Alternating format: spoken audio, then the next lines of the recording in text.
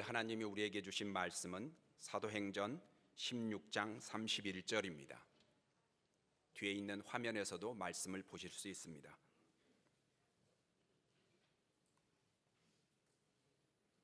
한 절 말씀입니다. 다 같이 한 목소리로 읽어보도록 하겠습니다.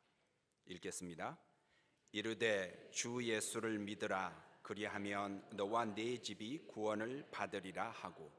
한 번만 더 읽도록 하겠습니다. 다 같이 읽으시겠습니다. 이르되 주 예수를 믿으라. 그리하면 너와 네 집이 구원을 받으리라 하고. 아멘.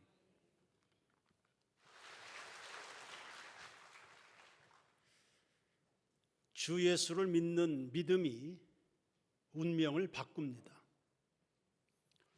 우리 교회 김재권 집사님은 대학 시절에 잠깐 방황하는 시간이 있었습니다. 그때 예수 그리스도께서 38년 동안 병들어 누워있던 환자를 고치신 이야기를 접하면서 무능한 나도 예수를 믿으면 새 인생을 살 수 있겠구나 하는 희망을 가지게 됐습니다. 그리고 본인을 잘 준비해서 대학 교수가 된 겁니다.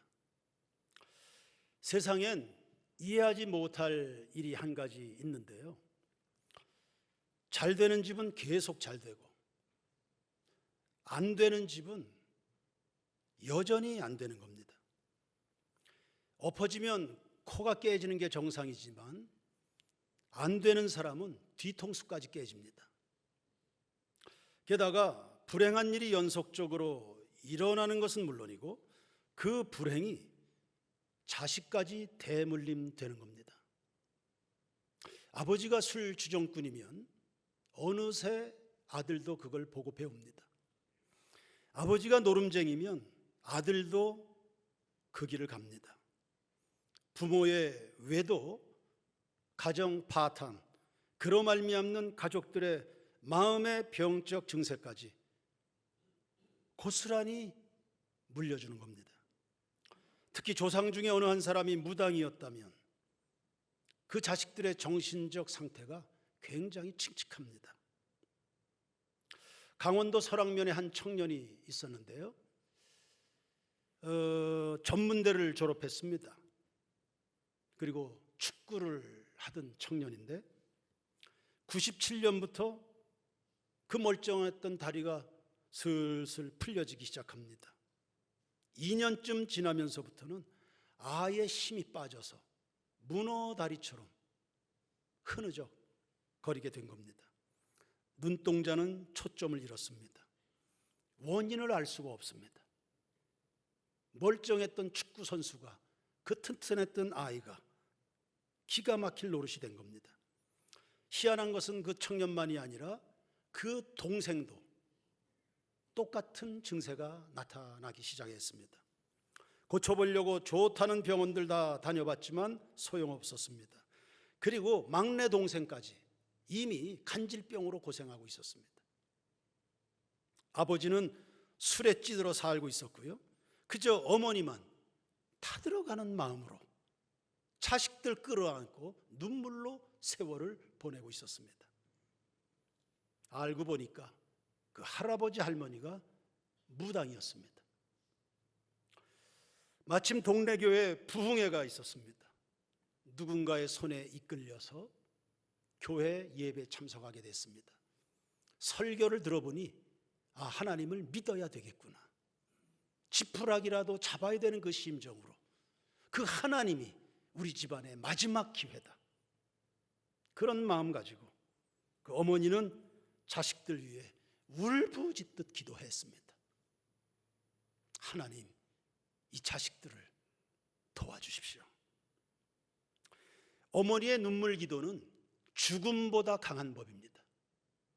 하나님께서 이 어머니를 불쌍히 여기셨습니다. 막내 동생부터 고쳐주시기 시작한 겁니다. 할렐루야. 소망이죠. 되는 일이구나, 길이 있구나를 알게 됐습니다. 이사야 9장 2절에 흑암에 행하던 백성이 큰 빛을 보고 사망의 그늘진 땅에 거주하던 자에게 빛이 비치도다 믿음이 운명을 바꾸는 겁니다. 주 예수를 믿으라, 그리하면 너와 내 집이 구원을 얻으리라. 아멘. 이와 같이 세상에는 학문이나 상식이나 기술이나 재력만 가지고는 이해할 수도 없고 해결할 수도 없는 영역들이 있는 겁니다. 그게 바로 영적 세계인 겁니다. 사람들은 이런 거 잘 모르지요. 모르니까 그냥 주저앉아 당하는 겁니다. 그래서 참으로 훌륭하도록 모두에게 자랑스러울 만큼 빛나는 인생을 살아가야 될 사람들이 모르니까 방황하고 주저앉고 갈급하고 절박한 마음에 사이비 이단들에 속아서 인생을 망치는 겁니다. 예수님은 내가 곧 길이요 진리요 생명이라 말씀했습니다. 길을 모르니 방황하는 것이고 진리를 모르니 가짜에 속는 것이고 생명의 길을 모르니 본인은 잘 한다고 하지만 계속 망하는 길, 죽는 길로 내다른 이런 어리석음이 나타나는 겁니다. 그러니 우리는 오늘 이 시간을 통해서 분명히 알아야 됩니다. 하나님이 우리의 구원자이신 것을, 우리는 그분을 믿어야만 되는 피조물인 것을, 이 사실에 대해서 눈을 뜨는 여러분 모두가 되길 축원합니다. 하나님을 아는 것이 영생이라 했습니다. 하나님을 앙망하는 사람은 새 힘을 주신다 했죠. 그분을 의지해서 기도하면 도와주신다 약속했습니다. 시편 107편 10절에 사람이 흑암과 사망의 그늘에 앉으며 곤고와 쇠사슬에 매임은 하나님의 말씀을 거역하며 지존자의 뜻을 멸시함이라. 그러므로 그가 고통을 주어 그들의 마음을 겸손하게 하셨으니 그들이 엎드러져도 돕는 자가 없었도다. 이에 그들이 그 환난 중에 여호와께 모함에 하나님을 찾기 시작한 겁니다. 그랬더니 고통에선 구원해 주시죠. 흑암과 사망의 그늘에서는 끄집어내 주십니다. 그리고 그들의 그 무겁게 저항할 수 없는 얼검했던 줄을 끊어내시는 하나님의 은혜가 임하게 되는 것입니다. 1998년 뉴스위크지에 케네디 가문에 대한 이야기가 실린 적이 있습니다. 우리가 잘 알고 있는 것처럼 케네디는 40살에 죽었습니다. 그리고 그의 형 마이클 케네디는 39살에 심장마비로 쓰러졌습니다. 그 아버지 로버트 케네디는 선거 치르다가 42살에, 그리고 삼촌은 46살에 암살됐습니다. 케네디의 큰형과 여동생은 젊은 나이에 요절했죠. 그리고 1999년 7월 16일에 케네디 아들 경비행기 추락으로 사망했습니다. 대중적인 인기 엄청났습니다. 화려한 명성을 가진 집안인데 이 뭡니까? 이런 일련의 사건들을 두고 당시의 기자들은 이 가문에 저항할 수 없는 흑암의 세력이 지배하고 있다, 그렇게 이구동성으로 말을 했습니다. 그러니 사람은 겉으로 보여지는 것이 전부가 아닙니다. 우리 내면에 흐르고 있는 영적인 세계, 영적인 체질, 과연 우리가 누구에게 영향을 받고 있는지 이거 알아야 됩니다. 이걸 파악해서 우리 속에 있는, 혹은 우리 가정 속에 임하고 있는 이 어둠을 몰아내야 될 것이고, 빛으로 찬란함으로 영광으로 번성으로 우리 모든 교우들이여, 그리고 오늘 초대받은 손님들이여, 이 빛의 세상으로 나아갈 수 있기를 주의 이름으로 축원합니다. 첫 번째, 어떻게 하면 됩니까? 우리 안에 있는 아담적 요소를 추방해야 됩니다. 우리 속에 이 아담의 이 반역의 영을 가지고 있는 한 어둠을 벗을 수는 없습니다. 아담은 인류의 시조였죠. 선악과를 따먹고는 그 빛이신 하나님을 피하여 동산으로 숨었습니다. 어둠의 시작입니다. 부끄러운 짓은 오늘날도 다 숨어서 합니다. 선악과를 따먹는 순간부터 하나님의 낯을 피하고 그 영광이요 생명이요 축복이요 영원이신 주님을 피하여 등지고 숨는 인생이 시작이 된 겁니다. 이건 아담 혼자만의 이야기가 아닙니다. 아담은 인류라는 의미를 가지고 있습니다. 인간의 대표요, 그가 대표로서 집단성과 연대성을 가집니다. 그래서 로마서 5장 12절에 이러므로 한 사람으로 말미암아 죄가 세상에 들어오고 죄로 말미암아 사망이 왔나니 이와 같이 모든 사람이 죄를 지었으므로 사망이 모든 사람에게 이르렀다 했습니다. 이때 이후로 하나님을 떠난 인간들에겐 세 가지 어둠이 찾아왔습니다. 세 종류의 어둠입니다. 첫 번째, 육신적 어둠입니다. 이마에 땀이 흘러야 겨우 먹게 될 거다. 노력은 하는데 안 되는 겁니다. 피눈물 나는 노력을 하는데 안 되는 겁니다. 저항하는 것들이 주변에 얼마나 많은지요. 환경적으로 가시와 엉겅퀴들이 돋아나서 내 인생길이 그렇게 꽃길은 아닌 겁니다. 경제적으로 묶이죠. 심신이 지쳐가면서 육체적 질병이 찾아오게 된 겁니다. 두 번째는 정신적 어둠입니다. 아담과 하와, 즉 부부 사이에 갈등이 시작이 됐습니다.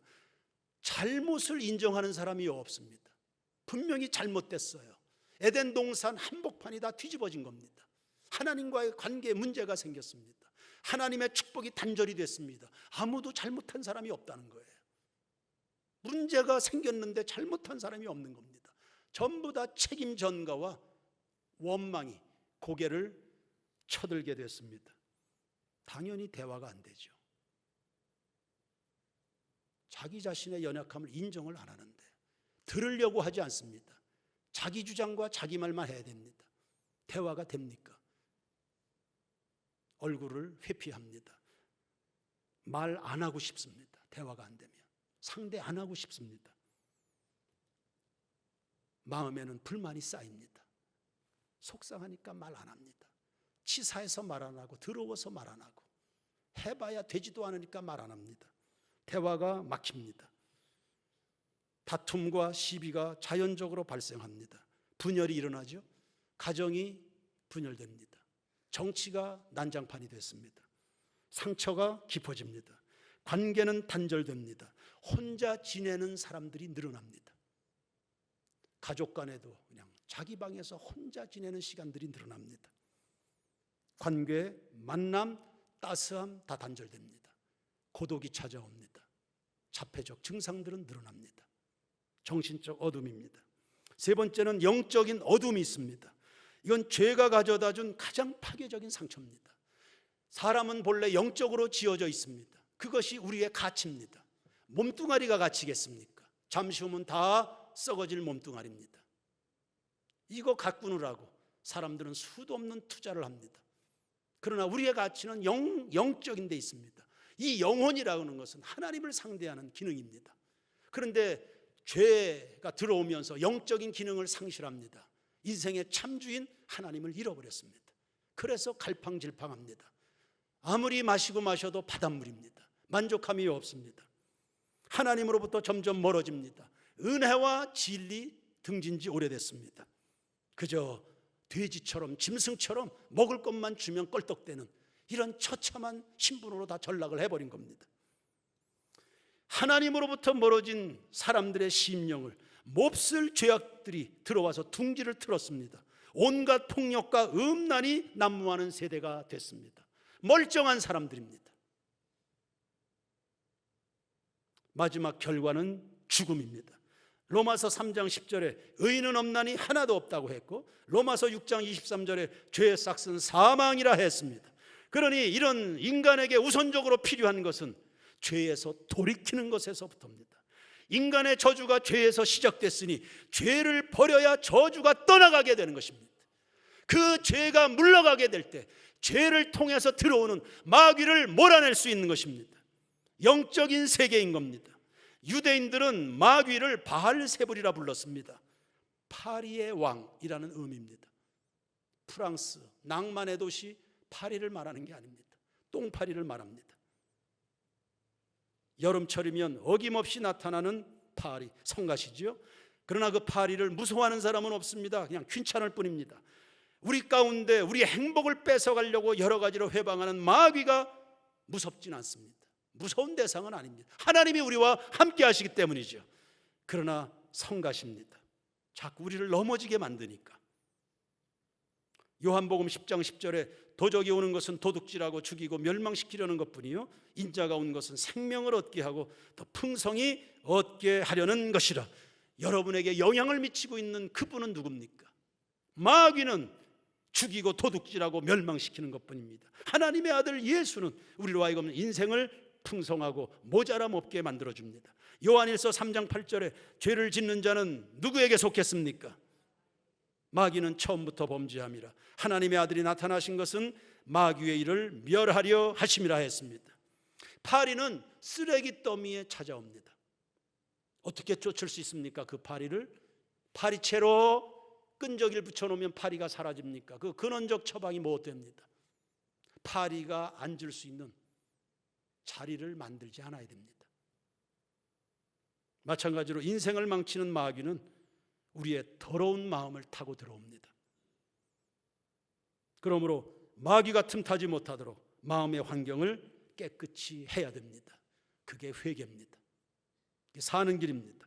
문제는 그 죄를 스스로 우리가 씻을 수는 없다는 거죠. 우리의 영혼을 그리고 우리의 죄로 물든 마음을 씻는 것은 예수 그리스도의 피인 것입니다. 요한일서 1장 9절에 만일 우리가 우리 죄를 자백하면 그는 미쁘시고 의로우사 우리 죄를 사하시며 우리를 모든 불의에서 깨끗게 하신다 했습니다. 두 번째, 주 예수를 믿어야 됩니다. 소극적으로는 죄를 씻고 적극적으로는 예수를 믿어야 됩니다. 믿음이라는 것은 조상을 바꾸는 겁니다. 혹은 소속을 바꾸는 겁니다. 어둠에서 빛으로, 나 어둠 싫어 빛으로, 나 멸망 아니요 나 구원으로 갈 거예요.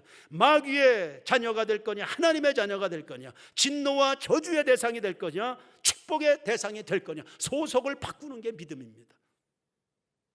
그동안 우리는 아담의 후손으로 살아왔습니다. 몰랐으니까요. 아담의 후손으로 살아왔기 때문에 자연히 아담의 불행이 흐르고 있는 겁니다.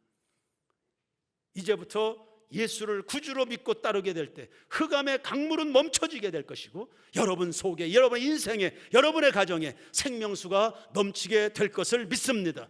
요한복음 5장 24절에 내가 진실로 진실로 내게 이르노니 내 말을 듣고 또 나 보내신 이를 믿는 자는 영생을 얻었고 심판에 이르지 아니하나니 사망에서 생명으로 옮겼다. 삶의 주소지가 바뀌는 겁니다. 소속이 바뀌는 겁니다. 이 땅의 백성이 하늘나라 시민이 되는 겁니다. 할렐루야. 갈라디아서 2장 20절에 내가 그리스도와 함께 십자가에 못 박혔나니 그런즉 이젠 내가 산 것이 아니요 내 안에 그리스도께서 사신 것이라.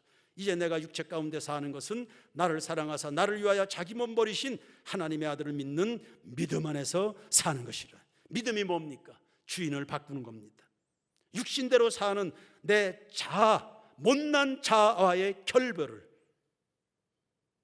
내 인생인데 나 스스로도 책임을 못 지지 않습니까?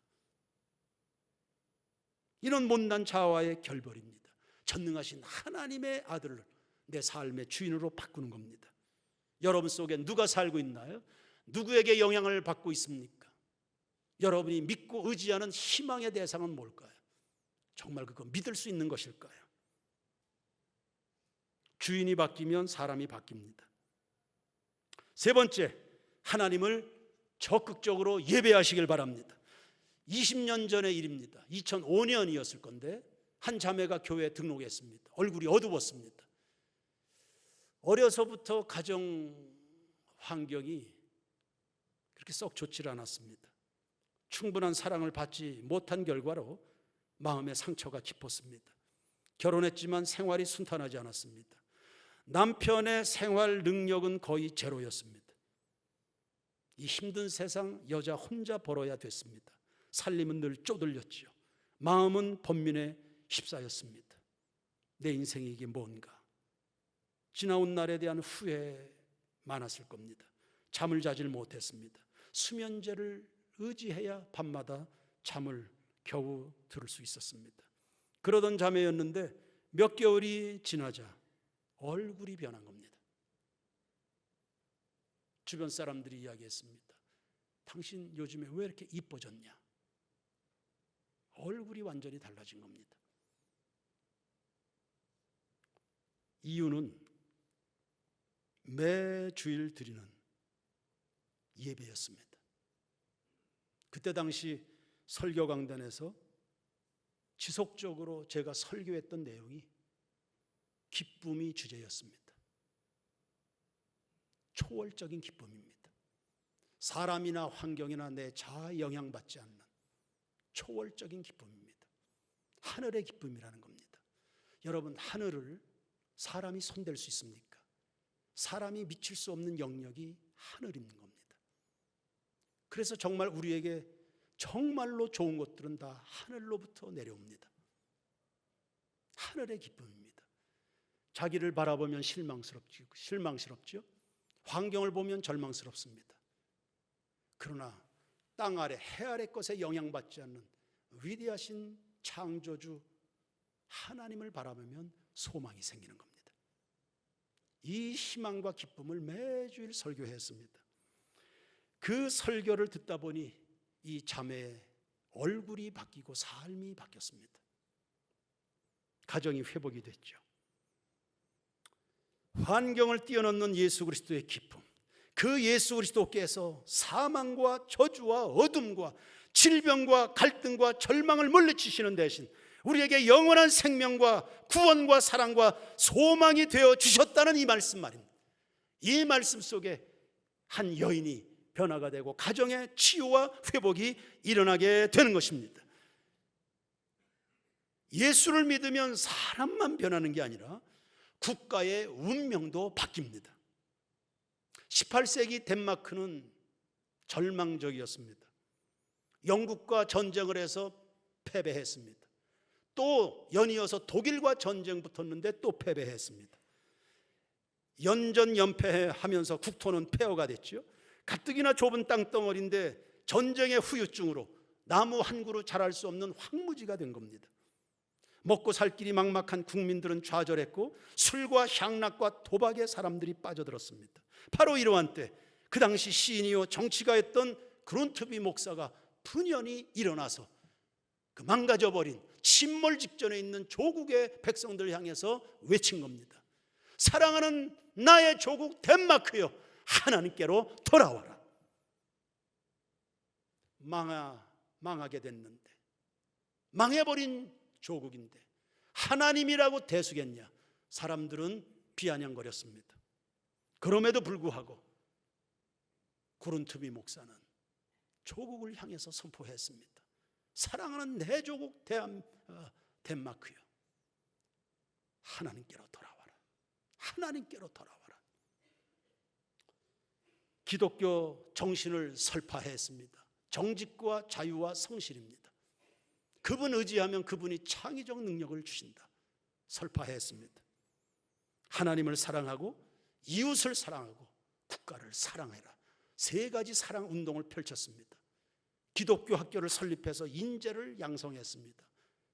타안식과 원망과 비난으로 가득했던 백성들의 입에, 국민들의 입에 찬송가 270곡을 만들어서 찬송을 부르도록 만들었습니다.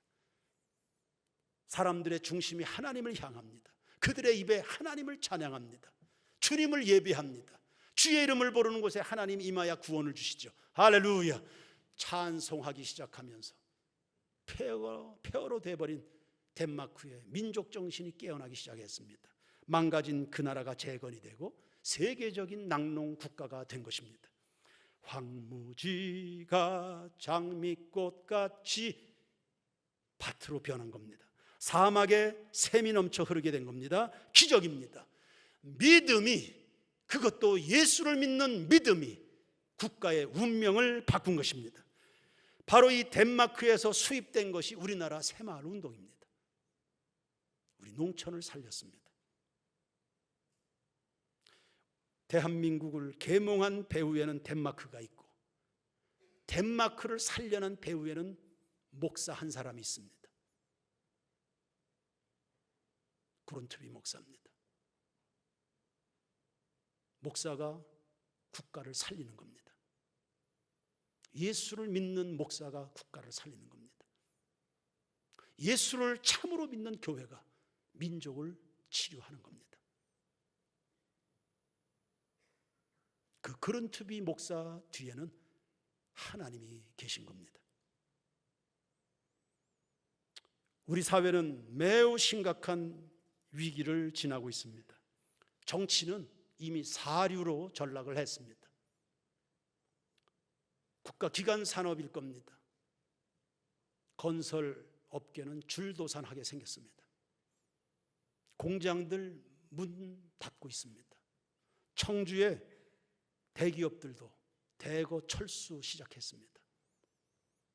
현대자동차 울산에 전기차 공정 라인이 멈춰 섰습니다. 불안하죠. 우리나라 교육의 미래가 어둡습니다. 교육이 어렵다는 것은 대한민국의 미래가 암울하다는 겁니다. 국가적, 사회적 윤리도덕 땅에 떨어졌습니다. 삶의 의미를 잃어버린 사람들은 그저 향락을 추구할 뿐입니다. 한탕주의, 요행의 인생을 거합니다. 중학생들이 어느새 주식에 손대고 있습니다. 요즘 젊은 직장인들 직장 옮기는 거 밥 먹듯 쉽게 옮겨버립니다. 젊은 직장인들이 주말이면 창의적 자기 개발보다도 부동산 시장을 기웃거립니다. 삶의 진정한 의미보다도 돈, 명성, 편안함을 추구하는 시대입니다. 이 사회가 어디로 갈까요? 하나님께로 돌아와야 됩니다. 시편 127편 1절입니다. 다 같이 읽겠습니다. 시작.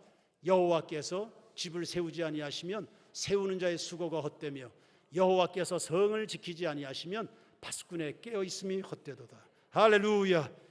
도시와 민족은 누가 살립니까? 하나님이 살리시는 겁니다.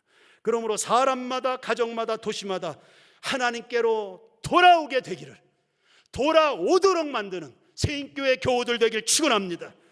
병든 가정, 망가진 인생들, 미래를 알 수 없는 참담한 이민족 이 사회, 이거 구원하고 살리고 치료하실 분 하나님이신 건 믿습니다.